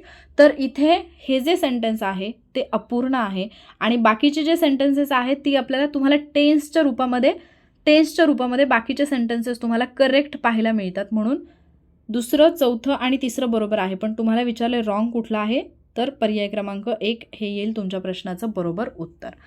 त्याच्यानंतर पुढचा जो प्रश्न आहे, again choose the correct sentence. आता इथे करेक्ट सेंटेन्स जे तुम्हाला चूज करायचं आहे याच्यामध्ये काय आहे, अगेन तुम्हाला विचारलेलं आहे इफ क्लॉज विचारलेला आहे. अगेन इफ क्लॉजचं सेंटेन्स आलं आहे. Choose the correct sentences. If you had come earlier you had been sure of your birth. आता इथे लक्षात घ्या, मी मगाशीच तुम्हाला सांगितलं जर इफच्या सेंटेन्सेसमध्ये हॅड प्लस V3 असेल तर पुढचं जे सेंटेन्स येईल त्याच्यामध्ये काय येईल, वुड, कुड, त्याच्यानंतर शुड किंवा might plus have plus V3 अशी रचना यायला पाहिजे. पण इथे तर हॅड बीन शुअर असं आलेलं आहे. तर हॅड नंतर म्हणजे यू हॅड बीन तर येणारच नाही. वूड, कुड, should, might, have plus V3 यायला पाहिजे होतं. त्याच्यामुळे हे जे पहिलं सेंटेन्स जे आहे ते चुकीचं आहे. ठीक आहे. दुसरं सेंटेन्स जर पाहिलं, इफ ही आस्क्ड मी, इथे काय आला, तर सिम्पल पास्ट आला. If he asked me I should मॅरी हिम. ज्यावेळेला असं येईल त्यावेळेला काय असतं, मग ज्यावेळेला इफचं सेंटेन्स सिम्पल पास्टमध्ये असेल त्यावेळेला पुढचं जे येणारं सेंटेन्स आहे त्याच्यामध्ये तुम्हाला काय पाहायला मिळेल, एकतर वूड पाहायला मिळेल किंवा कुठलंही मॉडेल ऑक्झिलरी प्लस V1 पाहायला मिळेल. मग इथे मॉडेल आहे शुड, V1 आहे मॅरी, येस. त्यामुळे बी जे आहे ते तुमचं करेक्ट सेंटेन्स आहे. त्याच्यानंतर तिसरं आहे if we send a telegram today. If we send a telegram today म्हणजे इथे आहे सिम्पल प्रेझेंट. ठीक आहे, सिम्पल प्रेझेंटचं हे वाक्य आहे. We shall get a reply in 2 days. तर ज्यावेळेला सिम्पल प्रेझेंटचं इफचं वाक्य असेल तर मी तुम्हाला सांगितलं की प्रोबेबल कंडिशन असेल तर मग तिथे काय येईल, shall, will, can, may plus V1. We shall get a reply. Shall get आलं त्याच्यामुळे सी जे आहे ते पण तुमचं करेक्ट असेल. आणि तुम्हाला विचारलं करेक्ट कुठलं आहे तर बी अँड सी ओनली हे तुमचे करेक्ट असतील. ठीक आहे. इफ क्लॉज बघून ठेवा, इफ क्लॉजवरती प्रश्न येत आहेत वारंवार. पुढचा प्रश्न आहे identify the sentences which are grammatically correct. 4 sentences दिलेत, अगेन करेक्ट विचारलेत. शी लुक्स चार्मिंग, करेक्ट आहे, शी लुक्स चार्मिंग आपण म्हणतो बऱ्याचदा. Gopal is senior to you by 2 years. Gopal is senior to you by 2 years. Senior to असंच येतं. ठीक आहे, सिनियर टू. त्याच्यानंतर असे काही हे आहेत, काय म्हणतो आपण त्याला, ॲडजेक्टिव्हचे सेकंड फॉर्म आहेत ज्याच्यानंतर टू हे वापरलं जातं कम्पॅरेटिव्हमध्ये. ठीक आहे, तर सिनियर टू हे लक्षात ठेवा. त्याच्यानंतर he is the most ideal teacher. आता ज्यावेळेला तुम्ही आयडियल हा शब्द वापरताय, आयडियल हे ॲडजेक्टिव्ह ते असतानाच स्वतः सुपरलेटिव्ह आहे. ठीक आहे, त्याच्यामुळे आयडियलच्या पुढे मोस्ट हे वापरलं जात नाही. त्यामुळे तिसरं विधान जे आहे ते चुकीचं आहे. And little money is better than none. मी मगाशी तुम्हाला सांगितलं की लिटल असेल, फ्यू असेल किंवा सेल्डम असेल, लेस्ट असेल, स्कार्सली असेल, हार्डली असेल तर ते विधान असतानाच म्हणजे या शब्दांमध्येच ऑलरेडी निगेटिव्ह सेन्स असतो. त्याच्यामुळे या सेंटेन्समध्ये एक तर पुढे निगेटिव्ह शब्द येत नाही. लिटल म्हणजेच ऑलमोस्ट नथिंग आहे. तर मग हे वाक्य जे आहे ते चुकीचं होणार आहे. Little money is better than ननच्या ऐवजी इथे a little money is better than none असं पाहिजे होतं. ठीक आहे, कारण लिटलच्या वाक्यात नकारदर्शक शब्द आपण घेत नाही. सो तिसरं आणि चौथं गेलं. तर तुम्हाला करेक्ट विचारलेलं आहे ए अँड बी, पर्याय क्रमांक 4 हे असेल तुमच्या या प्रश्नाचं बरोबर उत्तर. त्याच्यानंतर पुढचा प्रश्न आहे choose correct impossible conditional clause. आता इम्पॉसिबल कंडिशनल विचारलेला आहे. मग ज्यावेळेला इम्पॉसिबल कंडिशनल येतात याच्यामध्ये काय येईल, if they had offered me a decent salary. तर इथे हॅड V3 आलेला आहे. अगेन तिसरा सेंटेन्स झाला तर हे इफचं आय थिंक चौथं झालं. तर पुढे काय येईल, वुड, कुड, should, might, have plus V3. मग वुड हॅव कुठे दिसते तुम्हाला, इथे विल ॲक्सेप्ट गेलं, कुड ॲक्सेप्ट गेलं, would have accepted correct, would had accepted नाही येणार कारण वुड हॅव आहे. सो पर्याय क्रमांक 2 येईल तुमच्या प्रश्नाचं उत्तर. त्याच्यानंतर 90 नंबरचा क्वेश्चन आहे identify the underline word. Hearing the noise the baby woke up. आता ज्या वेळेला एखादं कुठलंही वर्ब जे आहे ते जर समजा ING फॉर्ममध्ये ॲज अ नाऊन वापरलं असेल तर त्याला आपण जेरंड असं म्हणतो. पण इथे जर तुम्ही वाक्यामध्ये पाहिलं तर hearing the noise the baby woke up. इथे हिअरिंग हे नाऊन वर्ब आहे, ING फॉर्ममध्ये आहे, पण हे स्पेसिफाय करतंय कुठल्या तरी याला काय म्हणतो आपण त्याला, नाऊनला. त्याच्यामुळे हे वर्बल ॲडजेक्टिव्ह म्हणून काम करत आहे. ठीक आहे, त्यामुळे पर्याय क्रमांक 4 हे या प्रश्नाचं उत्तर येईल. त्याच्यानंतर पुढचा प्रश्न येतो मॅच द पेअर्स. आता इथे त्यांनी काय केलेलं आहे, तुम्हाला क्लॉज विचारलेले आहेत. मग तुम्हाला सिम्पल फंडा मी क्लॉजचं सांगितलेलं आहे. जर तुम्ही व्हॉटनी प्रश्न विचारला तर जे येणारं उत्तर असेल, म्हणजे जर तुम्ही मेन क्लॉजला जर व्हॉटनी प्रश्न विचारला तर जे उत्तर येतं, जर व्हॉटनी प्रश्न विचारल्यावर जर येणार उत्तर येत असेल तुमचं, जो हा आहे काय म्हणतो त्याला आपण, गौण वाक्य, तर त्याला तुम्ही काय म्हणाल, मग नाऊन क्लॉज म्हणाल. ठीक आहे. जर समजा तुम्ही हाऊनी प्रश्न विचारला किंवा त्याच्यामध्ये एखादी कृती सांगितली असेल, तर म्हणजे ॲडजेक्टिव्ह आणि ॲडवर्ब जर समजा त्या क्रियेबद्दलची म्हणजे स्पेसिफिक केलेला आहे पहिल्या सेंटेन्समध्ये आणि त्याला पुढे काहीतरी क्वालिफाय करणारं किंवा त्याच्याबद्दलची एक्स्ट्रा माहिती सांगणारं जर विधान असेल पुढचं, तर तो तुमचा ॲडजेक्टिव्ह क्लॉज असतो. आणि जर समजा क्रियेबद्दलची माहिती सांगणारा असेल तर तो ॲडवर्ब क्लॉज असतो, की केव्हा, कुठे, कधी या प्रकारचे जर विधानं असतील तर. मग आता पहिलं जर आपण पाहिलं, ही ॲक्टेड हाऊ म्हणजे कसा. आता केव्हा, कुठे, कसा असं आपण विचारलं तर ते काय येईल, मग ॲडवर्ब येईल. He acted as I advised him. तो तसंच वागला जसा मी त्याला सल्ला दिला होता. He acted how did he act actually. How acted as I advised him. So adverb clause येईल. I know that he is good. I know. What do I know. I know that he is good. मग व्हॉटनी प्रश्न विचारला, उत्तर काय आलं तुमचं, noun clause आला. I know the man who was here yesterday. The man म्हटल्यानंतर मग काय येणार आहे, इथे द मॅनला स्पेसिफाय केलेलं आहे, त्याच्यामुळे ॲडजेक्टिव्ह क्लॉज हे त्याचं आन्सर येईल. ठीक आहे. मग तुमचं बरोबर उत्तर काय येईल, पर्याय क्रमांक 3. म्हणजेच ही ॲक्टेड इथे तुमची जी क्रिया आहे त्याला डिस्क्राईब केलेला आहे पुढे, त्याच्यामुळे त्याला तुम्ही काय म्हणताय, म्हणजे सबऑर्डिनेट क्लॉजमध्ये, तर त्याला तुम्ही म्हणताय adverb clause. I know. What do I know. That he is a good boy. हे नाऊन क्लॉज झालं. I know the man. इथे द मॅनला डिस्क्राईब केले म्हणून मग हा येईल ॲडजेक्टिव्ह क्लॉज. ठीक आहे. त्याच्यानंतर पुढे अगदी तुम्हाला एक पॅसेज दिल्याप्रमाणे दिलेला आहे आणि तुम्हाला विचारलेलं आहे, 4 शब्द दिलेले आहेत आणि ते 4 शब्द तुम्हाला प्रॉपरली त्या फिल इन द ब्लँक्समध्ये जे आहेत, ब्लँक्स स्पेसेस जे आहेत तिथे तुम्हाला फिल करायचे आहेत. सिलेक्ट प्रॉपर कोहेसिव्ह डिव्हायसेस विचारलेले आहेत. मग आता इथे कॉमन सेन्स आहे, मी पूर्ण वाचत नाही बसत आहे कारण खूप लेंदी लेक्चर झालं आहे. पण एक गोष्ट तुमच्या लक्षात येईल की एखादी गोष्ट स्टार्ट करायची आहे, म्हणजे आता इथे हा जो पॅसेज आहे जरी तुम्ही नाही वाचलं ना तरीसुद्धा तुम्हाला कळेल की एखादी गोष्ट स्टार्ट करायची म्हणजे टू बिगिन विथ. एखादी गोष्ट संपवायची म्हणजे शेवट करायचा म्हणजे टू कन्क्लूड. म्हणजे एवढं तरी तुम्हाला कळलं पाहिजे की पहिली जी ब्लँक पेस आहे तिथे 2 नंबर यायला पाहिजे आणि शेवटची जी आहे तिथे 3 नंबरची यायला पाहिजे. 2 आणि 3 असणारा ऑप्शन तुमच्याकडे फक्त एक आहे, याच्यावरून तुमचं पर्याय क्रमांक 3 हे उत्तर निघतं. ठीक आहे. इन बिगिन विथ असं येईल पहिल्यांदा. Several reasons can be given for the change in the attitude of many students. In begin with they fear the outbreak of nuclear war. Begin with झाल्यानंतर काय येईल, secondly they are concerned over the mounting pollution of the environment. Not enough progress, moreover, has been made in reducing poverty or racial strife. And to conclude, feel frustrated in their attempts to influence political decisions. असं ते यायला पाहिजे. त्याच्यानंतर पुढचा जो question आहे, choose the correct option to fill in the blank. They were dash dash with amazement. आता ते अमेजमेंटमध्ये असे हे होऊन गेले, म्हणजे याच्यासाठी अगेन तुम्हाला एक फ्रेज वापरायला सांगितली तर स्टक डम्प अशी येते. म्हणजे की अशी सिच्युएशन ज्यावेळेला तुम्ही एवढे सरप्राईज होता की त्या म्हणजे सरप्राईज फिलिंगमध्ये तुम्ही शब्दच नाही बोलू शकत. म्हणजे ज्यावेळेला तुम्ही असे सरप्राईज होता की तुम्ही स्टक डम्प ही फ्रेज त्यावेळेला वापरली जाते. तुम्ही म्हणता मी स्तब्ध झालो, मला शब्दच फुटेना, तर ते स्टक डम्प. 93. त्याच्यानंतर पुढचा जो क्वेश्चन आहे, choose the correct positive degree of the sentence below. Shakespeare was the greatest English poet. आता इथे तुम्हाला काय विचारलेलं आहे, पॉझिटिव्ह डिग्री.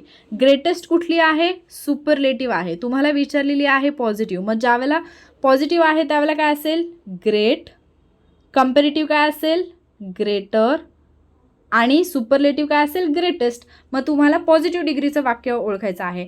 मग जर Shakespeare was the greatest English poet असेल, तर जे रूल्स मी तुम्हाला, ज्या 3 ट्रिक्स मी तुम्हाला सांगितलेत, त्याच्यामध्ये खरं तर पॉझिटिव्ह डिग्रीचं सेंटन्स जे आहे ते कसं व्हायला पाहिजे, नो अदर यायला पाहिजे. बट असं कुठलंही वाक्य इथे आपल्याला दिसत नाही आहे. इथे तर ग्रेटर आहे त्याच्यामुळे हे वाक्य गेलं, इथे ग्रेटेस्ट आहे त्याच्यामुळे हे गेलं.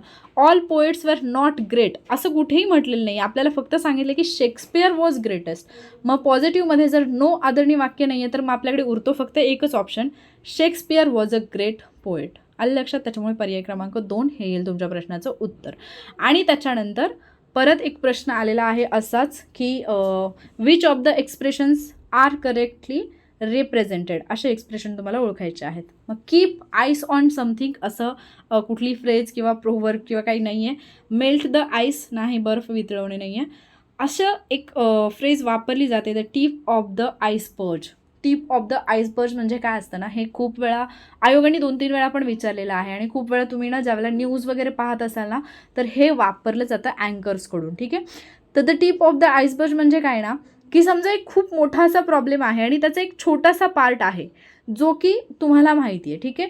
तर एखादा छोटासा पार्ट असतो जो की ॲक्च्युली मोठ्या सिच्युएशनपैकी अगदी छोटीशी गोष्ट, बाकी तो मोठा प्रॉब्लेम आहे तो हिडन असतो.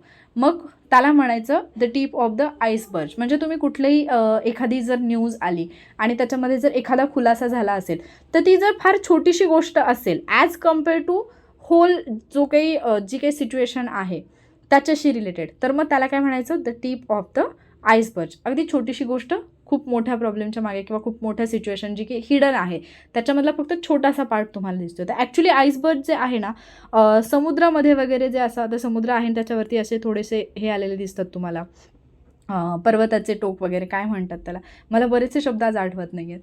तर ते जे असतं ते आईसबर्ग म्हणून तिथं वापरलं जातं. तर टीप ऑफ द आईसबर्गचा अर्थ काय होईल, तर एखादी मोठी सिच्युएशन आहे, ॲक्च्युली प्रॉब्लेम हा हिडन राहतो पण त्याच्यातला छोटासा पॉईंट जो आहे तो माहिती असणं. ठीक आहे. अशा पद्धतीने आपण 95 क्वेश्चन्स जे आहेत ते केलेले आहेत. पॅसेजचे जे क्वेश्चन्स आहेत इझी होता पॅसेज, एवढा काही अवघड नव्हता ज्याचे तुम्हाला उत्तरं येणार नाहीत असं. जर थोडंसं समजून घेतलं असतं तर तिथल्या तिथे लगेच उत्तरं तुम्हाला सापडतात. तरीही मी जर सांगायचं म्हटलं, इथे मी पॅसेज नाही घेतलेला ॲक्च्युली स्लाईडवरती, पण मी तुम्हाला ना लाईन नंबर सांगून ठेवते की कुठल्या क्वेश्चनचा आन्सर जे आहे ते तुम्हाला कुठे मिळेल, ते फक्त मग तुम्ही नंतर चेक करा. पहिला क्वेश्चन होता what is the relationship between plot and story. तर प्लॉट अँड स्टोरीमधलं जे रिलेशनशिप आहे, ॲक्च्युली तुम्हाला सगळ्या प्रश्नांची उत्तरं कुठे सापडतात माहिती का, पहिल्या पॅराग्राफमध्ये 1 2 3 4 5 6 7 8 आणि 9, 7 8 आणि 9 नंबरची लाईन आणि दुसरा जो पॅराग्राफ आहे त्याच्यामधली पहिली लाईन. ठीक आहे. याच्यामध्येच तुम्हाला तुमच्या प्रश्नांची उत्तरं मिळून जातात. तर एकदा फक्त चेक करा, तुम्हाला सापडून जातील उत्तरं. ठीक आहे. आय होप तुम्हाला समजलं असेल मी जे काही एक्सप्लेन केलेलं आहे ते. जर समजलं असेल तर व्हिडिओला लाईक करा. तुमच्यासारखे इतर जे कोण तयारी करत असतील त्यांना जर हेल्प होत असेल तर त्यांच्यासोबतही शेअर करा. आणि जर तुम्ही अजून सबस्क्राईब केलं नसेल आपल्या चॅनलला तर सबस्क्राईब नक्की करा. थँक्यू.